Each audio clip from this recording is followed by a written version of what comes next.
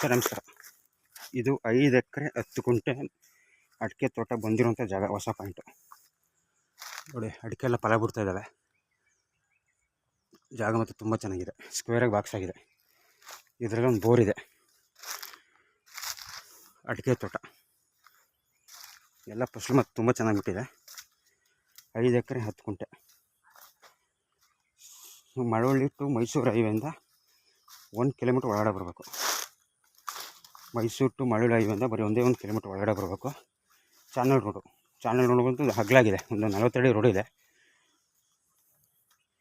ಜಾಗ ಮಾತ್ರ ತುಂಬ ಚೆನ್ನಾಗಿದೆ ನೋಡಿ. ಲ್ಯಾಂಡಿಂಗ್ ಅಡಿಕೆ ಕಾಣಿಸ್ತದೆ ಅಲ್ಲಿ ತನಕ.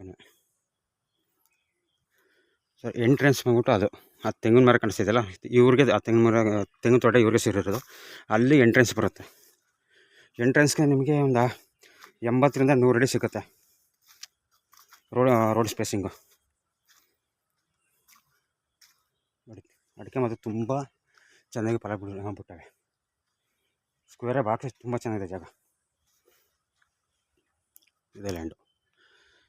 ಸಾರ್ ಇವರು ಕುಂಟೆಗೆ ಬಂದ್ಬಿಟ್ಟು 180 ಹೇಳ್ತಾ ಇದ್ದಾರೆ. Lightly negotiable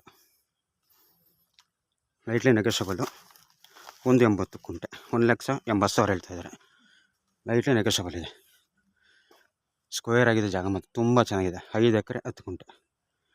thank you.